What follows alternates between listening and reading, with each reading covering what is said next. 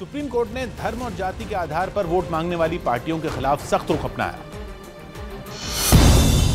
Supreme court ने एक याचिका पर सुनवाई के दौरान चुनाव आयोग को उन राजनीतिक पार्टियों पर कार्रवाई के निर्देश दिए जिन्होंने धर्म और जाति के आधार पर लोगों से वोट मांगे।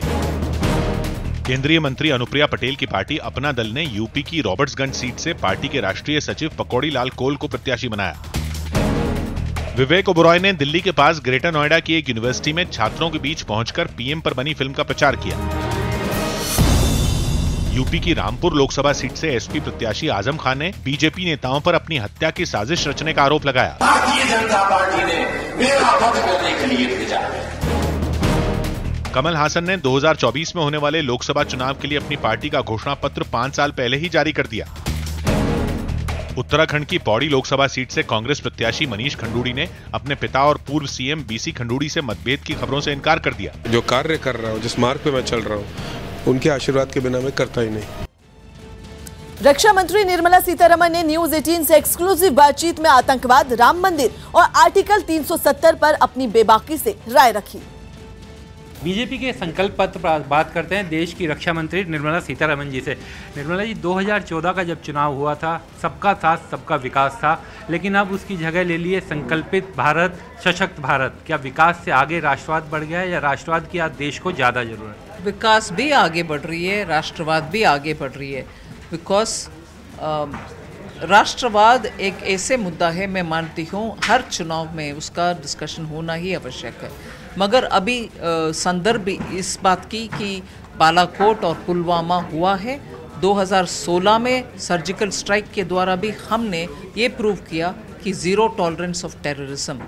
इसीलिए राष्ट्रवाद का विषय पिछले 2 साल में आप देख रहे हो। और ये भी सच है कि पिछले 2018 में हाईएस्ट नंबर ऑफ टेररिस्ट को भारत के सेना ने ख़त्म कर लिया। इसीलिए टेररिज्म का खिलाफ करते हुए, टेररिज्म मिटाने के लिए हमने एक्शन बार बार उठाते आ रहे हैं। जनता इसका समझ रहे हैं और इसको समर्थन भी दे रहे हैं। लेकिन आप लोगों ने संकल्प पत्र जारी किया है कि जो संकल्प पार्टी ले रही है, लेकिन कांग्रेस कह रही है कि बीजेपी को माफ़ी पत्र जारी करना चाहिए था।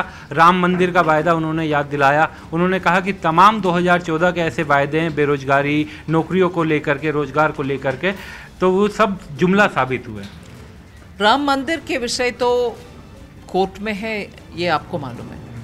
और जो कोई हमारे खिलाफ माफ़ी का बात करते हैं कांग्रेस पार्टी जैसे, ये समझना चाहिए जब तक वो कोर्ट में है, हमारे लिए हम उसके लिए भी कितने दूर तक कर सकते हैं। वैसे भी आप शायद याद दिलाना आवश्यक है कि कंटेस्टेड लैंड और डिस्प्यूटेड लैंड के आमने सामने जितने भी अनडिस्प्यूटेड थे, उन सब को भी रिहा करने के लिए, फ्री करने के लिए हमने ही सरकार कोर्ट में पहुंचे।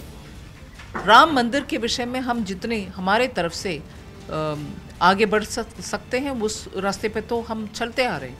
मगर कांग्रेस पार्टी ने राम मंदिर के लिए प्रश्न पूछने के अलावा कुछ किया है क्या? क्या राम मंदिर बनना आवश्यक समझते हैं इस देश के आस्था के लिए? इसीलिए राम मंदिर के विषय में कांग्रेस पार्टी बात करने का कुछ भी हक नहीं है।